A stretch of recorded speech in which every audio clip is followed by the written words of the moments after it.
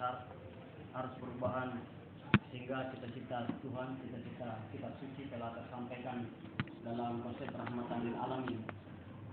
Bertebarnya keislaman di seluruh dunia adalah satu puncak kejayaan yang pernah dicetak Rasulullah. Dari perjuangan-perjuangan secara pribadi tidak ke rumah untuk menyampaikan ajaran Islam sampai ke seluruh dunia diterima. Makanya satu-satunya tokoh negarawan dan tokoh agamawan yang mampu memadukan antara konsep negara dan Islam serta mampu sampai kepada konsep-konsepnya yang menyebar ke seluruh dunia adalah Muhammad. Sehingga pantas ketika penulis barat Michael Held dalam bukunya 100 tokoh yang paling berpengaruh di dunia, Muhammad sebagai tokoh nomor 1. Nah, lompatan-lompatan yang beliau dapatkan dari padang pasir sampai basic selanjutnya sampai ketiga Muhammad.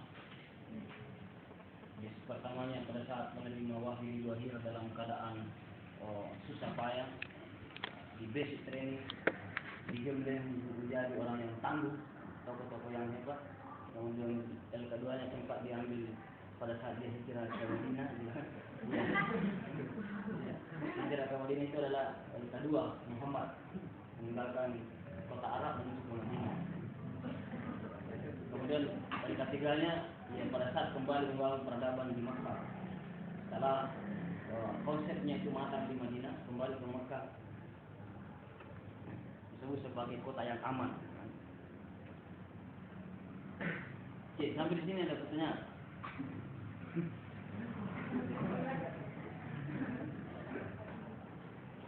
Enggak sampai. Maksudnya kenapa? Kenapa tidak ada pertanyaan? Nah, inilah materi-materi yang ada di himpunan mahasiswa Islam. Saudara-saudari sudah dijelaskan oleh instruktur yang selalu mendampingi saya. Satu kampung, satu pesantren, satu fakultas, satu kamar lagi. Jadi 7 bab ini disebut sebagai apa?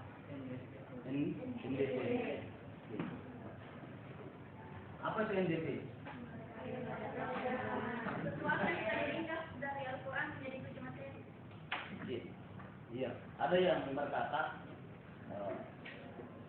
para ulama-ulama HMI terdahulu mengatakan dia ulama-ulama HMI itu adalah ulama-ulama yang menyampaikan kitab suci dalam keadaan rasional. Karena kondisi kemasyarakatan adalah kondisi yang harus diterima keagamaan itu dengan terbuka, dalam keadaan santai, dalam keadaan nyaman, dalam keadaan rasional. Kemudian Islam itu akan mudah diterima masyarakat. Nah, ada problem-problem yang diamati pada saat 1970-an, di mana NDP HMI belum dijadikan sebagai konsep perkaderan di HMI dan belum dijadikan sebagai ideologi perjuangan yang ada di himpunan mahasiswa Islam, di mana pada saat itu orang-orang berislam justru banyak takut yang ke masjid, apalagi anak muda itu. Anak muda kayak begini itu jarang sekali di masjid.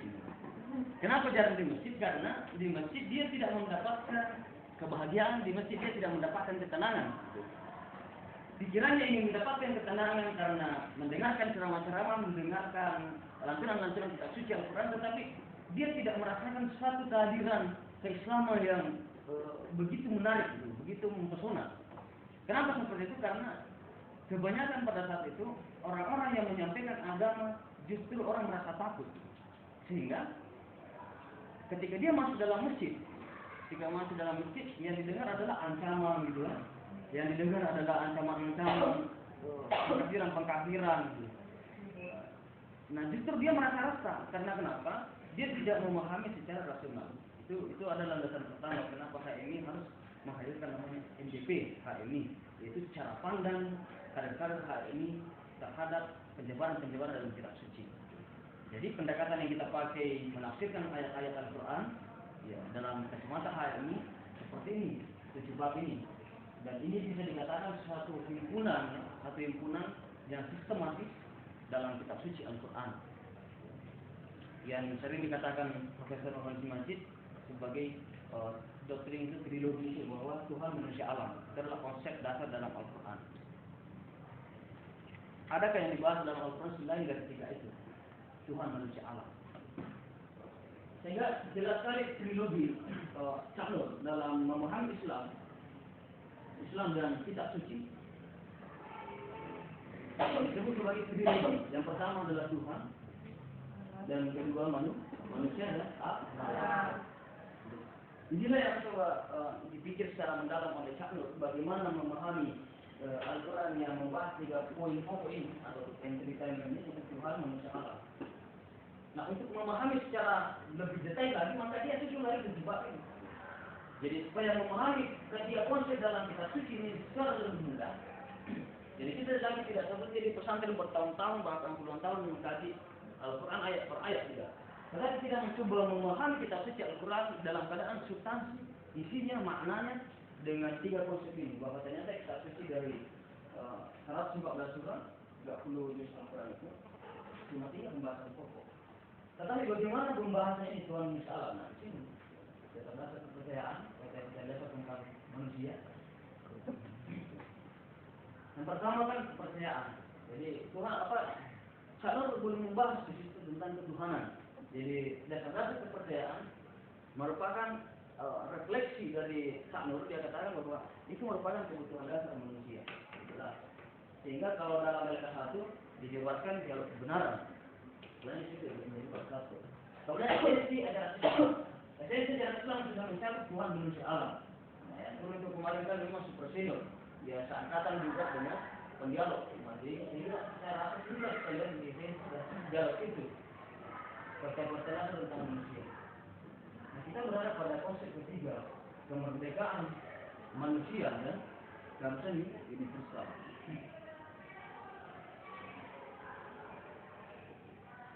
Nah, bab 1 bahwa yang pertama dalam pembahasan Al-Quran itu adalah tauhidan atau ketuhanan, teologi. Ya, makanya dalam dialog itu kan terlalu melangit Tuhan dibicarakan.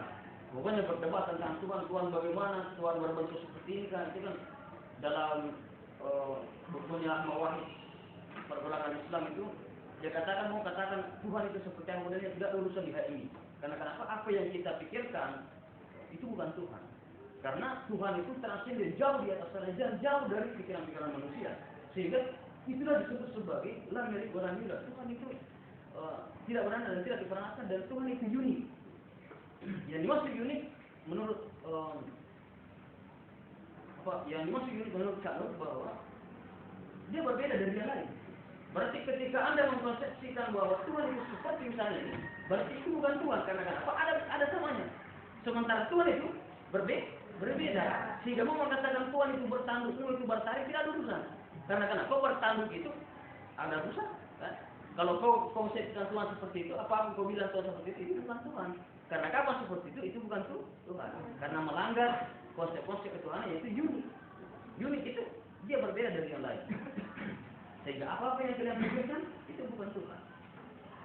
Tetapi untuk mendekati kejadian itu harus kita berpikir seperti itu. Makanya itu dia ada kebenaran bagaimana Tuhan itu tidak urusan.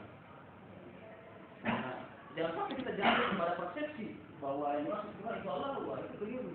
Itu hanyalah nama-nama yang sepadan dengan Rabbul Alamin, yang Rabb.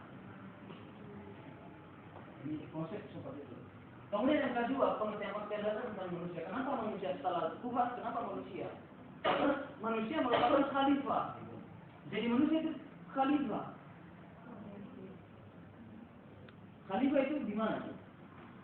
Khalifah itu dia adalah subjek. Berarti dia sebagai subjek, berarti dia pelaku. Jadi khalifah kalian itu subjek.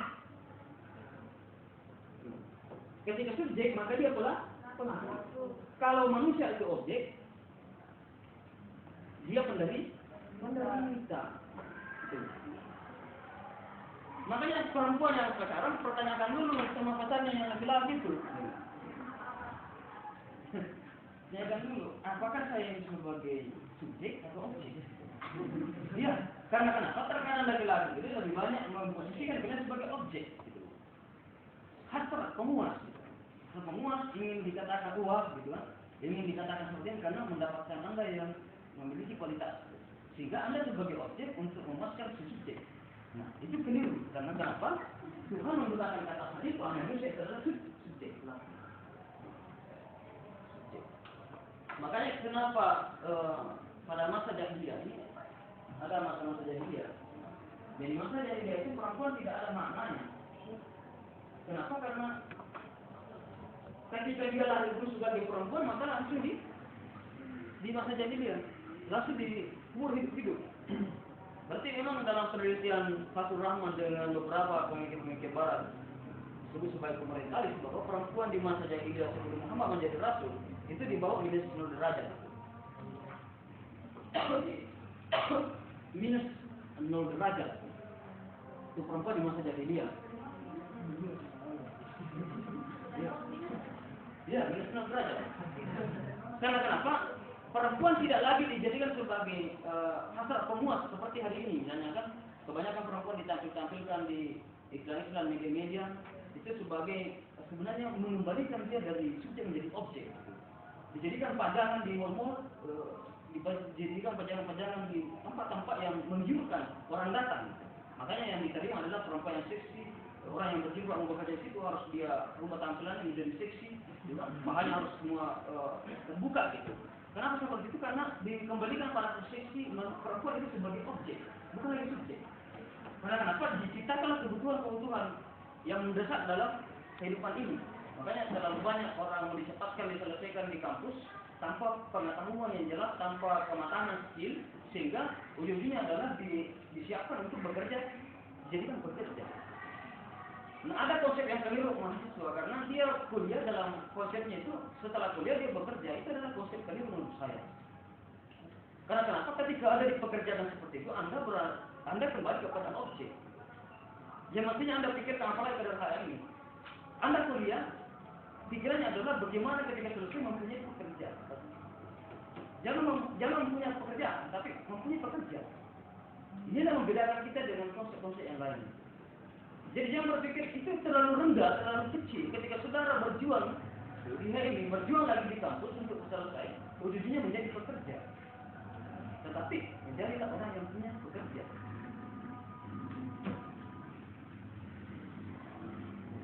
Itu konsep yang mestinya dirubah.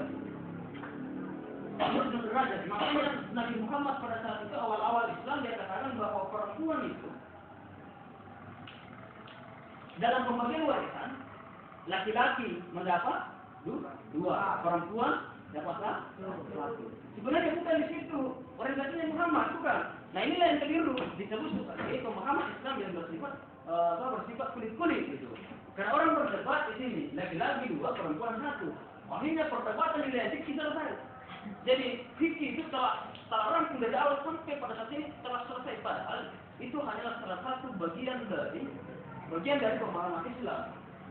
Jadi Islam itu banyak sekali aliran dan pemikiran, golongan-golongan. Fikih itu fikih ibadah itu adalah ibadah keseharian secara primordial, pribadi itu adalah ibadah ritual. Gitu. Sehingga di hari ini tidak dibahas itu. Karena kenapa? Dikembalikan ke setiap penganutnya. Nah, di sini pemahaman kita nanti di sini kemerdekaan manusia dan yang berasal bagaimana menghadirkan konsep Islam yang bersifat substansi. Nah, inilah yang disebut sebagai Fathur Rahman. Apakah tidak terjebak pada aturan Nabi bahwa pada saat ini laki-laki mendapat dua, perempuan dapat satu. Nah, kalau sekarang kita masuk pada kajian gender, bahwa perempuan selalu diobjekkan dan perempuan selalu disudutkan. Ketika laki-laki tidak mendapat dua, sementara perempuan satu. Padahal sudah konteksnya berbeda, zaman yang berbeda.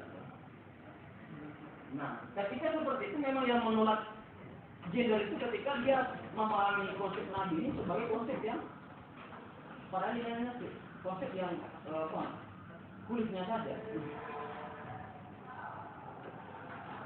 Tapi bukan itu maknanya dari Nabi. Maknanya dari Nabi Muhammad SAW adalah kenapa laki-laki dua, perempuan satu. Pada saat itu ketika Nabi Muhammad mengatakan ini laki-laki dua, perempuan satu, yang dulunya perempuan minus 0, kemudian diangkat menjadi satu. Berarti dari minus 0 menuju 0 ke 1. Berarti Nabi Muhammad mengangkat perempuan dari objek menjadi subjek dengan 2 digit. Itu 2 digit. Jadi perempuan dulunya objek tidak bisa apa-apa, bukan hanya sekedar hasrat pemuas, tetapi dia yang dibunuh ketika perempuan. Itulah konsep pada masa jahiliyah. Di masa Nabi Muhammad masih kecil.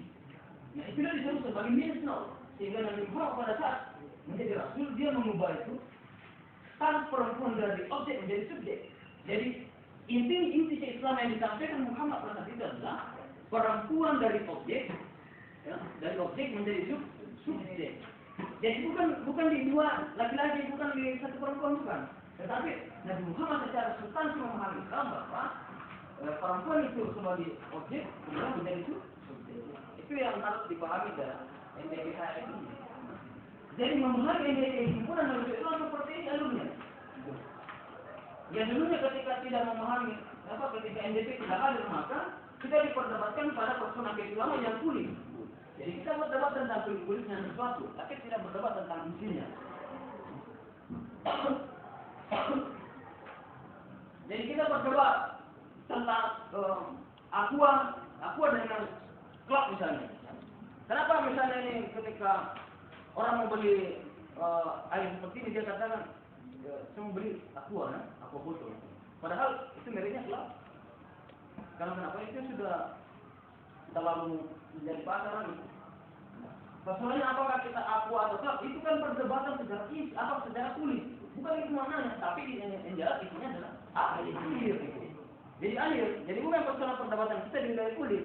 Jadi Islam yang kita pahami di Indonesia ini adalah Islam yang berorientasi kepada isu atau substansi. Jadi inilah membedakan pemahaman kita di Indonesia ini dengan pendekatan-pendekatan yang lain dalam menafsirkan dan memahami ajaran Islam. Apakah kita mau terjebak pada Islam dan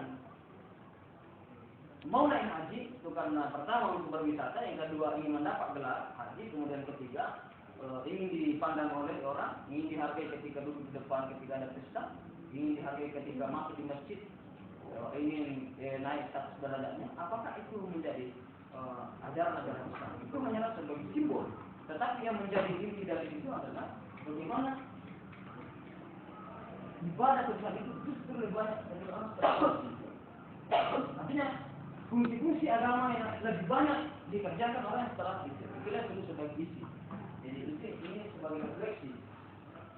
Jadi ketika ini dipahami bahwa NDPH itu adalah bagaimana mengusahakan Islam yang substansi, Islam yang isi, Islam yang makna, maka mudah sekali masuk ke kemerdekaan manusia. Nah di sini Nabi Muhammad SAW pada saat itu sudah ada kemudian didampingi oleh 4 sahabat, yaitu Abu Bakar, kemudian Umar, kemudian juga Utsman, itu Ali, ya Ali bin Abi Thalib. Jadi Abu Bakar setelah Nabi tidak ada maka menafsirkan keagamaan di sini maksudnya. Jadi kemerdekaan manusia maksudnya nanti kita banyak berbicara kepada aliran pemahaman juga sehingga masuk pada wilayah takdir. Nanti itu belakangan tetapi ternyata dari sejarah tidak langsung orang membahas di wilayah takdir, tidak juga membahas langsung di wilayah aliran. Jadi setelah Nabi Muhammad sudah tidak ada atau sudah wafat, makanya bercorak pemahaman Islam itu datang. Jadi berbagai aliran datang setelah Nabi Muhammad. Termasuk misalnya di masa Abu Bakar As-Siddiq. Termasuk di masa periode Abu Bakar. Abu Bakar As-Siddiq pada saat itu karena peperangan yang terlalu banyak pada saat itu sehingga banyak hafiz atau penghafal kitab suci, penghafal Al-Quran telah mati kalau wafat pada saat itu. Sehingga Umar bin Khattab memberikan saran. Bagaimana ketika kitab suci Al-Quran ini yang masih ada di pohon kurma, yang masih ada di daun-daun, yang masih ada di pohon-pohon, yang masih ada di kayu-kayu, itu dikumpulkan dalam satu pembahasan supaya itu bisa abadi disebut sebagai pembukuan. Pembukuan Al-Quran. Abu Bakar menolak, wah itu adalah pekerjaan tidak pernah dilakukan Nabi. Itu sebagai bid'ah. Nah, ini bahaya. Maka Abu Bakar menolak keras, tidak pernah diajarkan Nabi dan tidak pernah dilakukan Nabi. Tentang pembukuan kitab suci Al-Quran, bagaimana kita mau mengerjakan sesuatu dalam Islam, sementara tidak ada tentunya dalam diri Rasul. Umar mengatakan tidak seperti itu, saudara. Tetapi yang dipertimbangkan adalah masalah bersama. Ketika para penghafal ini telah mati, siapa lagi yang meneruskan ajaran Islam ini ketika para penghafal itu telah mati? Dan tidak ada lagi yang bisa diabadikan dan tidak bisa lagi dipercaya sebagai keasliannya. Maka Abu Bakar sebagai khalifah pengganti Nabi yang bijak, dia berpikir dengan paksaan umat, dengan paksaan yang bersifat rasional, penjelasan umat yang bersifat rasional bahwa ini adalah jauh lebih penting. Meskipun Nabi mengatakan itu tidak pernah dilakukan, maka Umar mengatakan, meskipun saya dikatakan orang yang bijak, saya lebih memilih Abu Bakar ketika Al-Quran itu dibukukan. Karena kapan tidak, dia saya yang tanggung bahwa saya adalah orang yang keluar dari ajaran Nabi bisa, ya, bisa yang tidak pernah dilakukan Nabi, tetapi saya menyelamatkan jutaan manusia ke depannya. Karena kapan meninggal semua ini dalam peperangan, maka siapa lagi yang mengajarkan tentang kitab suci ini? Maka pada saat inilah dinilai sebagai pemikiran besar-besaran dan perubahan besar-besaran. Jadi para kalangan sahabat saja itu sudah berbagai aliran pada saat itu. Jadi Abu Bakar dan Umar bertatangan awalnya, kemudian di masa inilah dibukukan kitab suci. Jadi dibukukannya kitab suci, lembaran-lembaran suci itu tidak pernah diajarkan Nabi.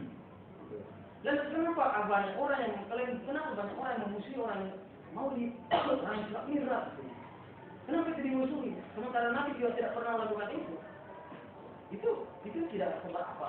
Karena kenapa? Jauh ratusan tahun yang lalu meninggalnya Nabi, kemudian muncul namanya Al-Farad Sanji, muncul namanya Isra Mi'raj, muncul namanya Maulid dan lain sebagainya.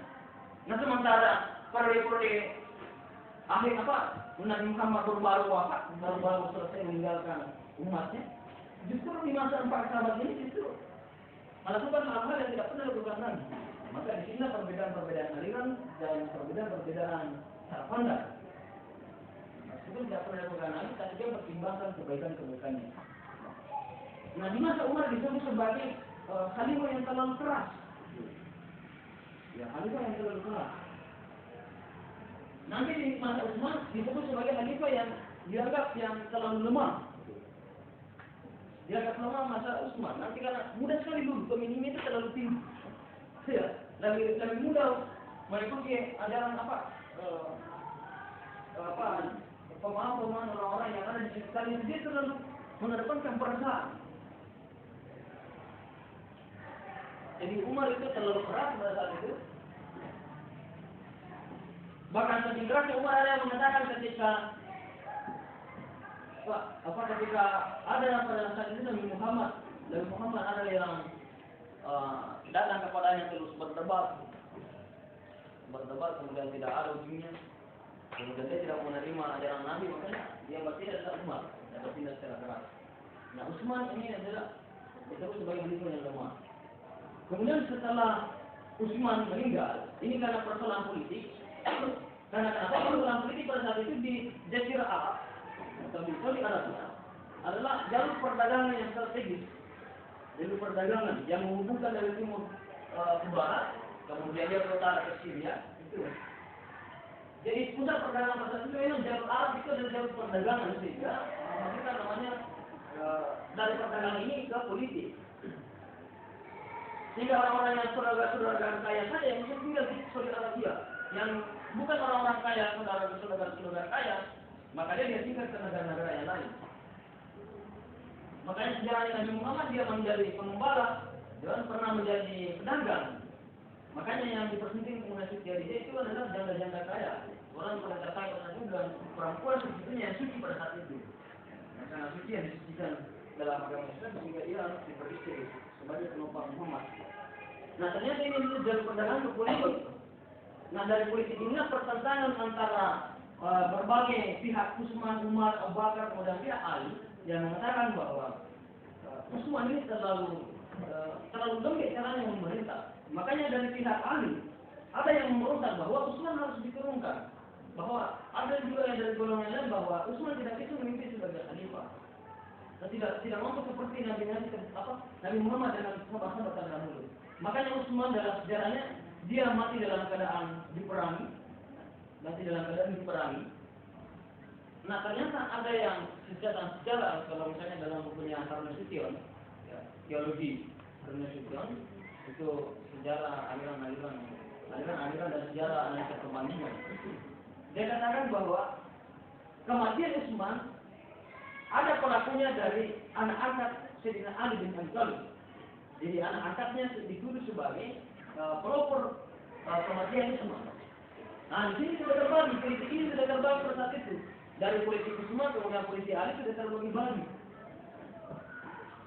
Jadi Ali bin Abi Thalib dikatakan bahwa orang yang menentang Utsman karena ada anak angkatnya yang menjadi pelaku pembunuhan pada Utsman. Nah, disinilah muncul pertama kali perdebatan bahwa istilah kafir dan muslim. Disinilah pertama kali ada istilah kafir dan muslim yang dikatakan bahwa orang yang membunuh adalah kafir dan orang yang membunuh adalah dosa besar. Jadi ini kita sudah hampir masuk di situ.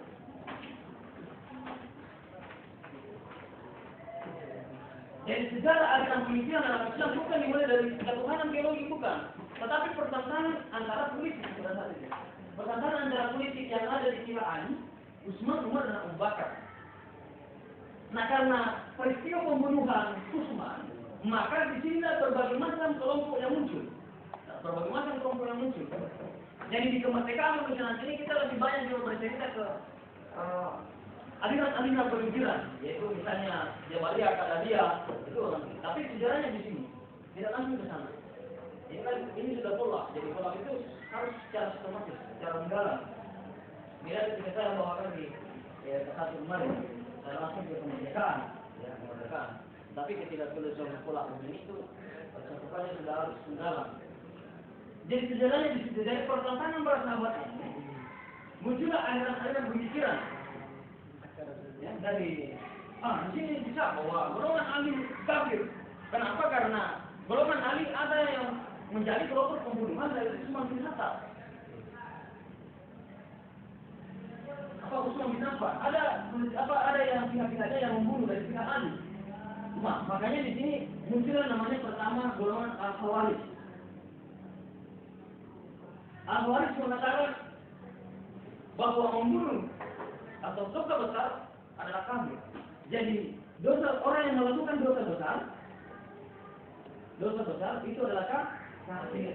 Itu pendapat dari Al-Khawarij. Itu pertama. Yang kedua, ada paham dari Murji'ah.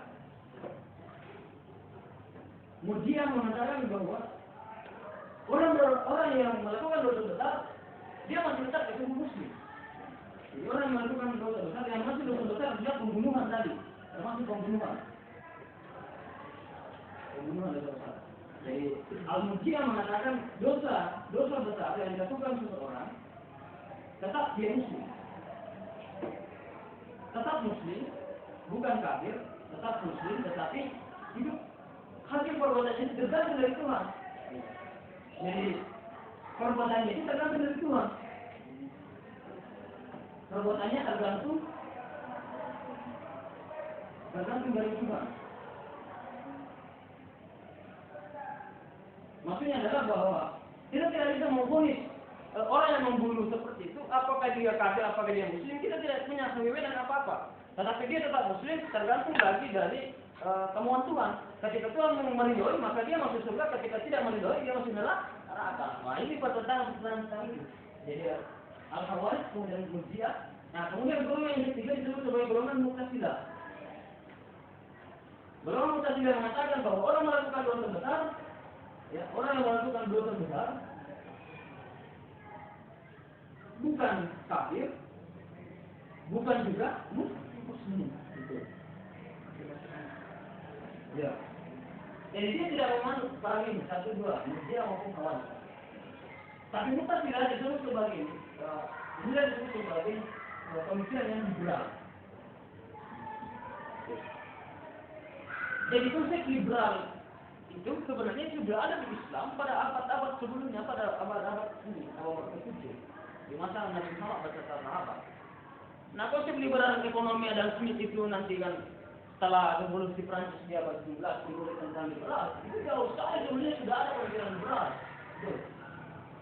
Di mana pemikiran liberal nantinya bahwa Mu'tazilah mengatakan keselamatan seseorang atau dosa seseorang atau surga yang didapat seseorang, kebahagiaan yang didapat seseorang itu tergantung dari amalnya. Gitu. Jadi tergantung dari amal seseorang, maka dia dapat balasan dari Tuhan. Balasan Tuhan. Inilah yang menyebabkan banyak golongan yang sampai hari ini sedikit-sedikit ada golongan kafir, nafik, kafir gitu. Nah inilah yang disebabkan pemahaman Islam seperti ini orang terlalu takut gitu. Terlalu takut mempelajari Islam karena sedikit-sedikit kafir. Sedikit-sedikit kafir, sedikit-sedikit masuk neraka. Ini Islam apa namanya itu? Karena terlalu keras sekali modelnya. Makanya Islam itu harus hadir dalam keadaan terbuka untuk dikaji. Beda lagi Murji'ah. Kalau Murji'ah dia tetap Islam tetapi kembali kepada Tuhan. Jadi istilahnya begini, meskipun kamu pencuri, ya, meskipun kamu pencuri belum tentu kamu masuk neraka ketika masih dalam keadaan pencuri. Itu kembali kepada Tuhan. Kalau Tuhan mengatakan kamu masuk surga ya masuk surga. Tapi kalau Tuhan mengatakan kamu masuk neraka ya neraka. Kalau Mu'tazilah tidak. Kalau Mu'tazilah disebut sebagai golongan yang rasional. Wah tidak seperti itu. Pokoknya ketika banyak dosa di dunia, ya pasti neraka, gitu. Ketika banyak pahala, pasti surga. Ketika pahala banyak, kemudian dosa, nah, ini perdebatan ini.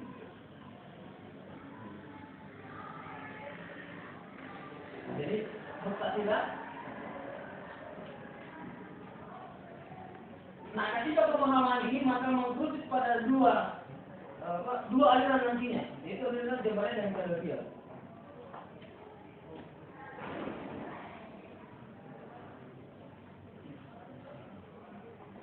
Oke, sampai di sini ada boleh ditanyakan. Silakan tanya saja supaya lebih mendalam kita punya kajian tentang aliran pemahaman dalam teologi Islam atau dalam pandangan-pandangan ketuhanan. Nanti kan kita akan mencoba mempelajari apakah ada kaitannya antara pemahaman tentang ketuhanan terhadap perilaku seseorang. Menurut kalian apakah Tuhan itu sudah menentukan seseorang masuk surga dan neraka? Ya? Atau apakah sebenarnya Tuhan itu sudah tentukan nanti bahwa ini masuk surga, ini masuk neraka, ini masuk surga, ini masuk neraka? Apakah Tuhan sudah tentukan seperti itu? Ya? Yang selama ini kalian pahami. Ya, apakah segala sesuatu itu sudah ditentukan Tuhan?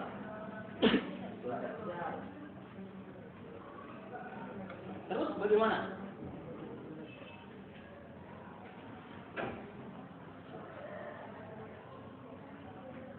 Apakah ketika seseorang misalnya meninggal dalam keadaan jatuh di motor, apakah Tuhan sudah tentukan itu bahwa dia nanti ketika meninggal jatuh di motor?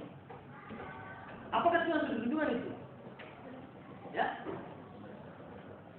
Ketika seseorang mati karena jatuh di motor, apakah Tuhan yang menentukan bahwa nanti dia memang mati? Itu sudah tertulis memang dari sananya dulu. Ya, dari syariat Tuhan sebelum dia lahir. Bahwa ketika dia mati, dia adalah mati dalam keadaan jatuh dari motor. Apakah Tuhan tentukan itu? Ya? Terus siapa yang menentukan? Dia sendiri. Terus di mana peran Tuhan? Di mana peran Tuhan? Di mana fungsinya perannya Tuhan itu terhadap diri manusia ketika seperti itu?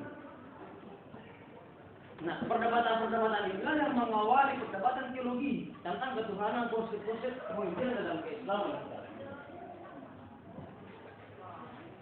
Jadi ada yang mengatakan al-Khawarij itu makanya merujuk pada dua pembahasan setelah ini. Setelah ini maka muncullah dua pembahasan pokok. Kaum rasional yang mewakili Qadariyah,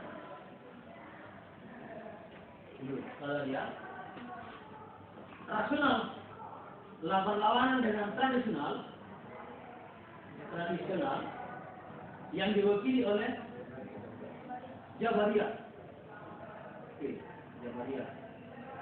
Jabariyah dikembangkan dari dua pemahaman, dari konsep dua tokoh besar, yaitu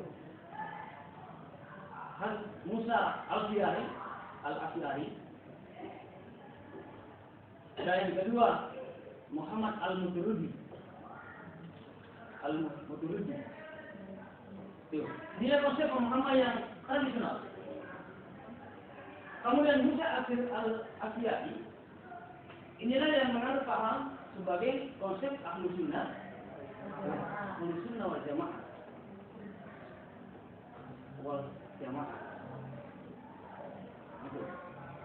Jadi konsep Ahlus Sunnah wal Jamaah berangkat dari konsep teologi Musa al-Asy'ari. Musa al-Asy'ari berangkat dari Jabariyah.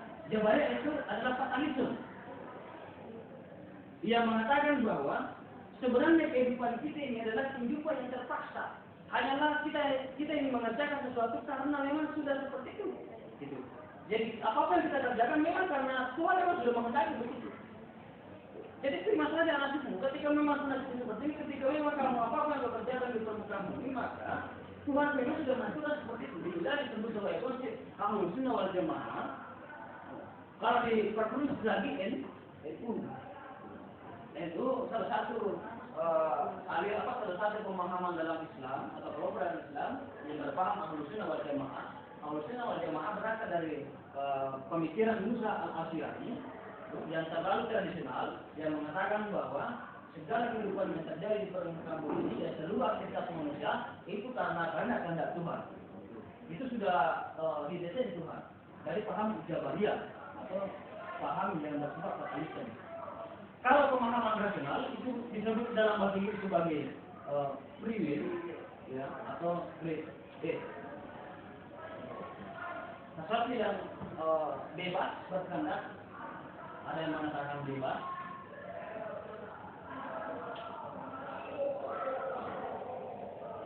Nah, ternyata dalam pembahasan permusikion, Johannes ini dia katakan bahwa pemahaman teologi yang masuk ke Indonesia hanya kebetulan saja itu adalah pemahaman teologi yang bersifat al-Asy'ari atau Ahlus Sunnah wal Jamaah atau yang berpaham tradisional. Berpaham tradisional. Seandainya yang pertama kali masuk di Indonesia adalah paham teologi, paham konsep ketuhanan yang bersifat tradisional atau Mu'tazilah, makanya kita memandang bahwa segala apa yang terjadi itu karena ada kehendak manusia. Tetapi yang kebanyakan dari masyarakat, utamanya di kampung-kampung, seluruh masyarakat, dia adalah adopsi dari pemahaman itu, kemudian Ahlus Sunnah wal Jamaah. Ahlus Sunnah wal Jamaah dari Al-Asy'ari kemudian Jabariyah. Makanya konsep teologi yang dia pahami bahwa takdir itu segalanya dari itu Tuhan. Ya, hanya dari Tuhan. Apapun yang terjadi pada diri manusia itu karena kehendak Tuhan.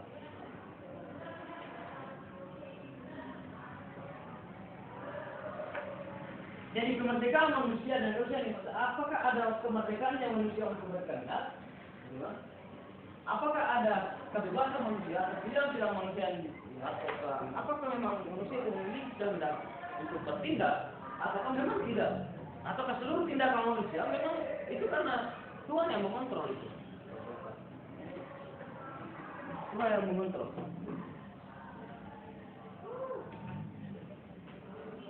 Oke, sampai sini ada sekarang.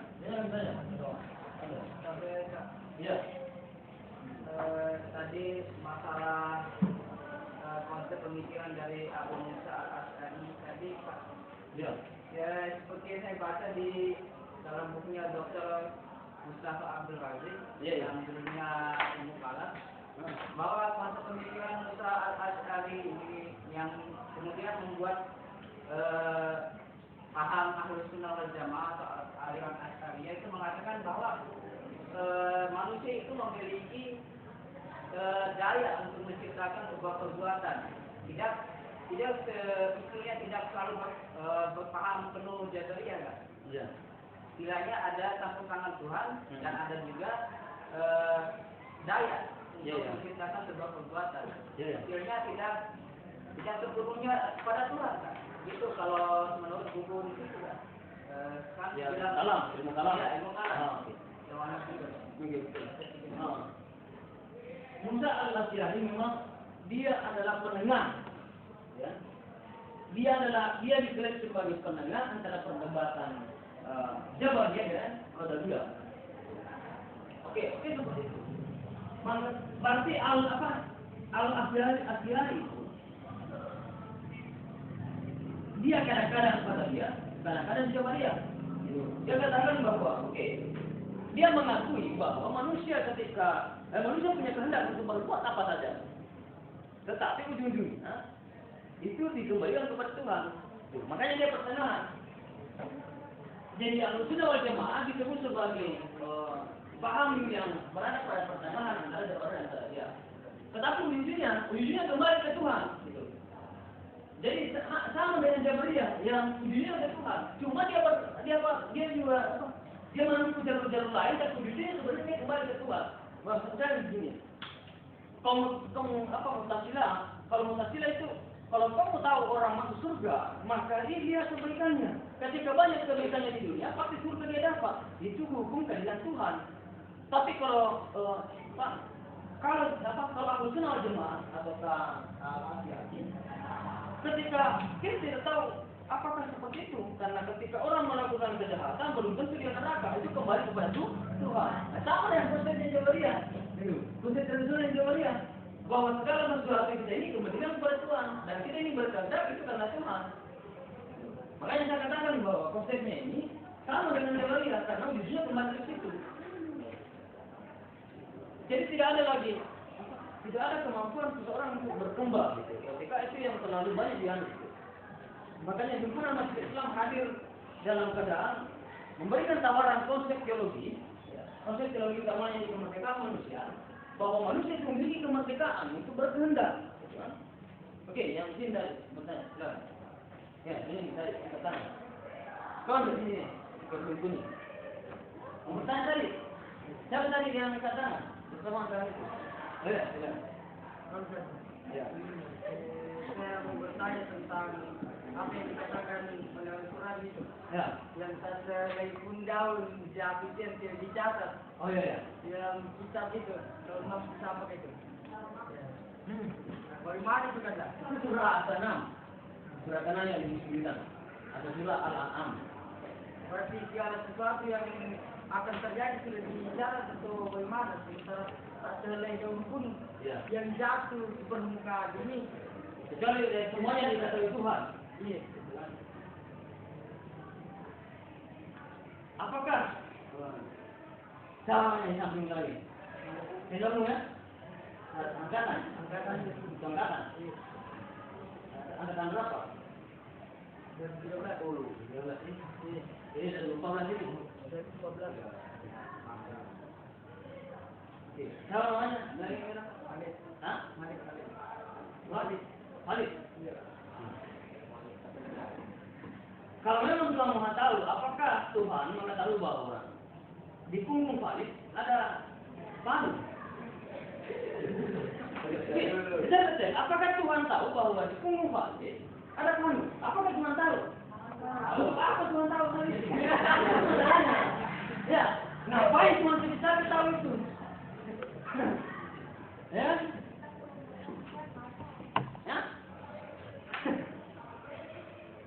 Karena Tuhan,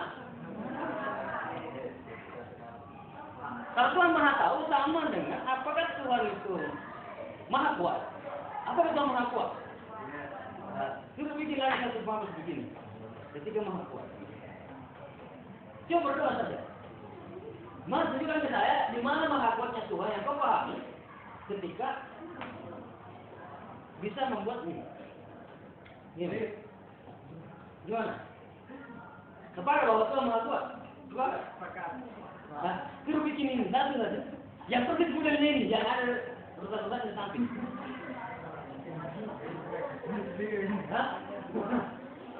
Nah, sama gitu. Di mana Maha kuatnya Tuhan ketika dia tidak bisa membuat ini? Katanya Tuhan Maha kuat. Maha kuat itu namanya Maha kuat segala-galanya bisa kan?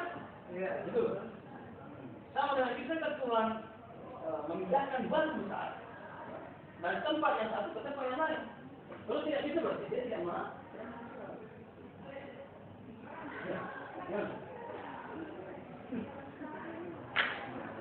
Di mana konsep mahabbahnya Tuhan kalau begitu? Ya? Kalau kau ditanya dengan organisasi lain, yang mana di situ maksudnya Tuhan Maha Kuasa? Kalau memang Tuhan Maha Kuasa, coba suruh ciptakan penghampus seperti ini.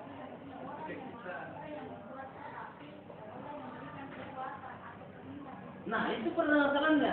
Apakah betul Tuhan yang memberikan kehendak? Kalau seperti itu, apakah tindakan manusia itu kehendak Tuhan? Ataukah tindakannya sendiri? Nah, inilah pembahasan kita di sini kalau itu manusia. Katanya, ya, penghapus. Memang manusia yang membuat, tapi Tuhan yang kehendaki begitu. Nah, berarti apakah tindakan manusia itu karena kehendak Tuhan ataukah karena pilihannya sendiri? Pilihannya sendiri. Kalau pilihannya sendiri, bisa tidak bikin seperti ini? Nah, bisa bikin. Nah, bisa. Gimana? Terus di mana di situ Tuhan Maha Kuasa? Coba suruh ciptakan ini. Bersama percaya Tuhan Maha Kuasa. Ya. Percaya bahwa Tuhan Maha Kuasa. Suruh bikin begini saja begini. Tidak usah kayak begini nanti lagi. Ini dulu, jadi kecil. Atau ini nih, yang kecil. Bisa atau tidak? Bisa atau tidak? Gimana caranya? Ya, tinggal langsung. Kumpul sudah begitu. Jadi kumpul itu jangan dipahami kumpul itu sekedar langsung jadi seperti pesulap, tidak. Kumpul itu melalui proses yang sangat panjang. Apa buktinya bahwa Tuhan tidak ada yang diciptakan Tuhan sekejap? Tidak ada yang diciptakan Tuhan tiba-tiba kumpul bantulah misalnya, tidak ada begitu. Bantulah. Kenapa Tuhan menggunakan kata fisikating ayam? Tuhan menciptakan alam semesta dengan cipta, ada masa. Jadi proses yang sangat panjang.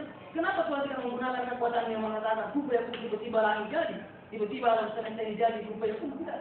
Tapi justru Tuhan mengatakan saya menciptakan alam semesta dengan alam masa. Sekian jutaan tahun kemudian terbentuk, kemudian manusia diciptakan dari Adam, dari beberapa unsur kemudian menjadi manusia. Padahal Tuhan bisa menggunakan kata kumpul yang jadilah. Berarti ada kesalahpahaman menggunakan konsep kumpul yang tidak seperti itu. Kumpul itu sesuatu proses yang sangat panjang. Tuhan tidak pernah menciptakan sesuatu yang kumpul yang dipahami kita adalah tidak proses. Itu artinya Tuhan mengajarkan proses. Kalau istilah tarbiyah atau pendidikan, makanya Tuhan itu dari ciptaan Tuhan, ketika konsep tarbiyah atau konsep pendidikan murabbi, maka Tuhan memberikan suatu pendidikan besar bahwa segala sesuatu itu harus berproses. Karena buktinya Tuhan yang Maha Kuasa saja tidak pernah menciptakan sesuatu langsung jadi, tapi melalui proses yang sangat panjang. Bahkan turunnya wahyu kepada Muhammad pun harus melalui proses malaikat Jibril. Nah, gimana konsepnya? Nah, coba tunjukkan Tuhan Maha Kuasa. Yang mana? Kalau anggaplah organisasi lain bertanya kepada anda yang ditunggu kepada saya ini, coba tunjukkan kepada saya bahwa ketika Tuhan Maha Kuasa coba suruh bikin seperti itu. Bagaimana? Kalau dia tidak bisa bikin berarti Tuhan belum ada. Ya. Ya. Kalau pemikiran saya Kak, Tuhan itu sebenarnya itu maha kuat. Bagaimana Asmaul Husna yang telah kita tahu bersama bahwa Tuhan itu maha segala-galanya bagi saya. Iya. Cuma seperti kalau ada cuma itu baik. Kayak seperti penciptaan. Ya. Sebenarnya Tuhan itu bukan mudah sekali, cuma ada alasan. Contohnya kayak seperti wahyu tadi. Mengapa diturunkan secara mutawatir atau secara berkesinambungan? Ada tujuan di situ. Nah, saya cuma mau bertanya di sini. Bagaimana dengan ketika bisa Nabi Sulaiman ketika bertanya kepada muridnya, siapa yang mampu memindahkan tingkatan alam Bilqis dalam waktu yang sangat cepat? Kemudian Bilqis menjawab, saya dapat memindahkannya dalam waktu ketika Anda berkirim. Dan kemudian ada seorang daripada murid Nabi Sulaiman yang bernama Hafiz bin Atar yang mengatakan hamba mampu memindahkan singgasana atau bibit dalam waktu sebelum Anda berkedip. Ya. Bagaimana di situ? Kalau kita berpikir secara rasional, manusia saja bisa. Bagaimana dengan Tuhan? Ah, iya, setuju. Buktikan ke saya. Tuhan Maha Kuasa. Enggak. Ya, saya pikir bukan berarti saya tidak berpikir rasional, Ya. tapi tidak selamanya kita harus berpikir rasional. Contohnya seperti ini, Kak.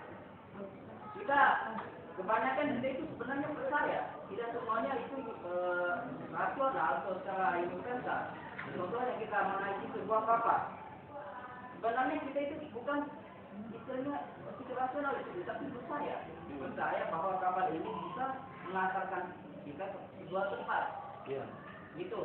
Karena kita tidak bisa membuktikan segalanya itu. Karena kita bukan orang pertama yang hidup di dunia ini, kan. Saya pikir. Oke, kita kan sudah ada contohnya itu bahwa ketika orang naik kapal ini, maka dia akan sampai. Itu sudah pernah terjadi.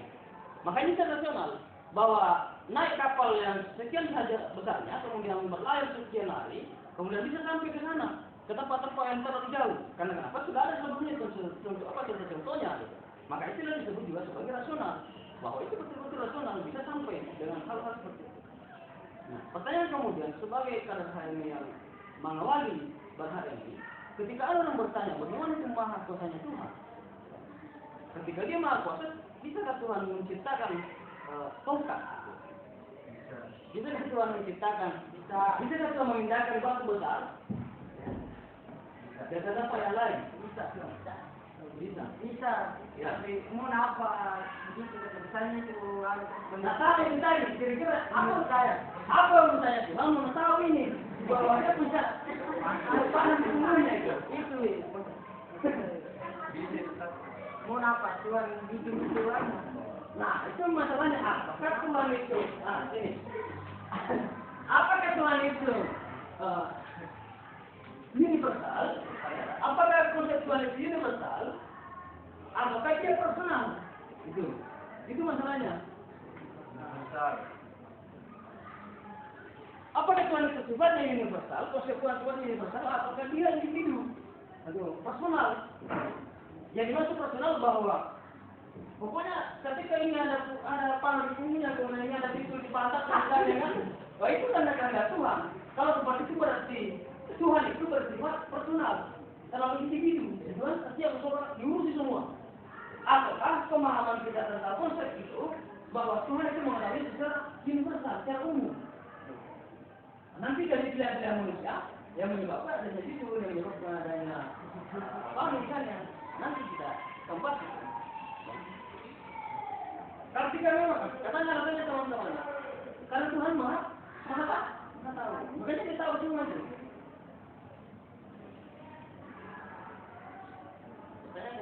Ngapain Tuhan tahu itu? Kayak tidak ada kerja lain, kan?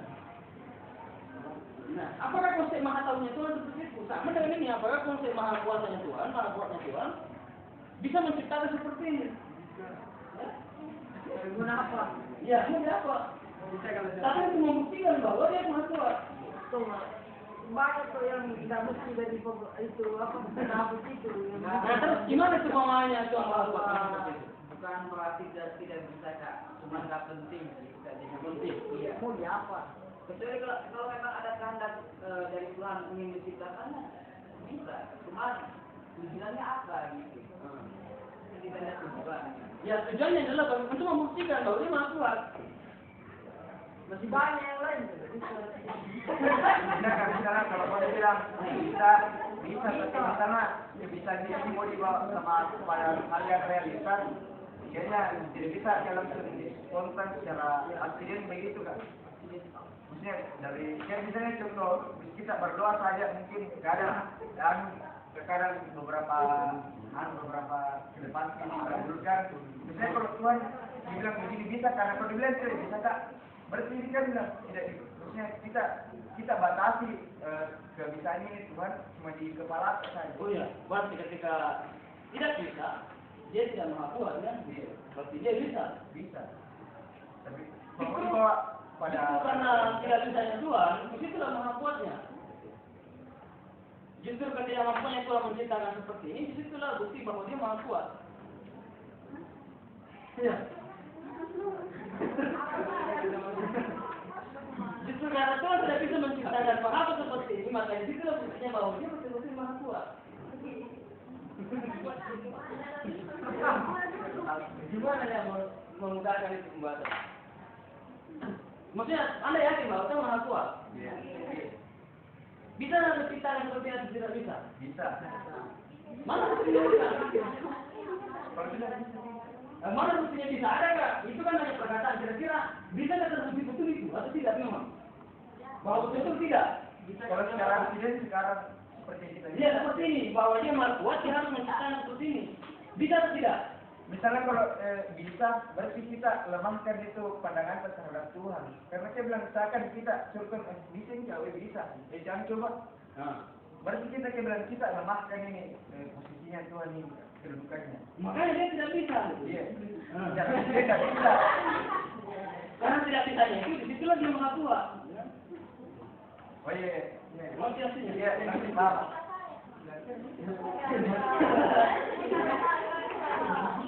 Misalnya kalau Tuhan bisa berarti Bisa nggak Tuhan menciptakan seperti ini, begini? Tidak bisa. Karena tidak bisa yang Tuhan, disitulah dia maha kuat. Dia tidak bisa. Oh iya. Oh iya. Misalnya kalau Nah, masalahnya Tuhan itu sudah disepakati dari awal bahwa perdebatan di dalam kebenaran Tuhan itu unik. Tuhan itu unik. ada di Tuhan. Tuhan. Seandainya tadi saya suruh bahwa kita Tuhan menciptakan makhluk seperti ini persis ini. Ketika dia menciptakan seperti ini, saya orang pertama mengatakan itu bukan Tuhan. Iya. Karena bisa dikerjakan manusia. Iya. Ini Tuhan harus unik.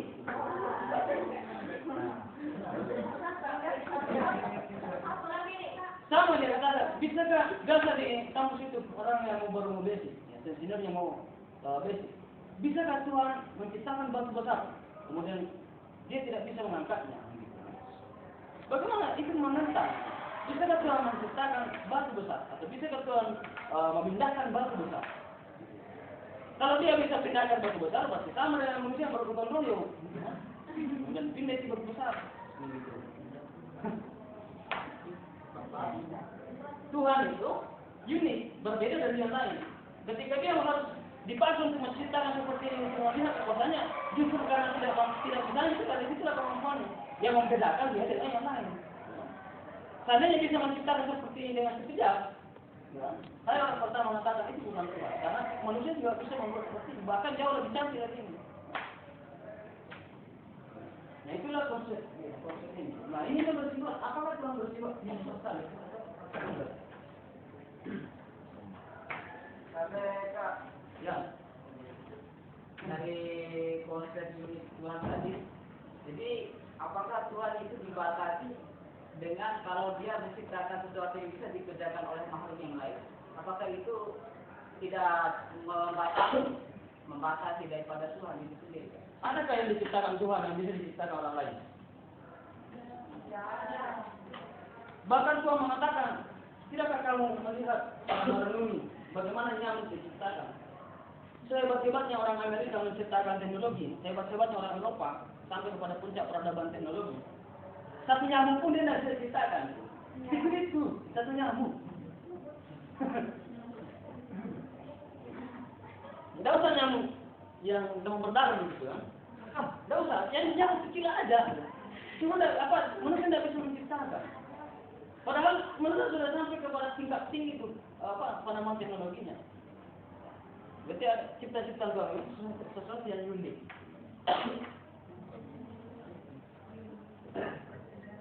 Ya, pokoknya profesor manapun, guru besar manapun tidak bisa menciptakan makhluk-makhluk yang begitu melata. Nah, inilah secara rasional dalam dalam kebenaran ini adalah bukti bahwa ada kepercayaan kepada Tuhan. Itu penting kepercayaan. Nah, hanya karena apakah kita akan jatuh kepada pemahaman-pemahaman terdahulu seperti misalnya Jabariyah dan Qadariyah?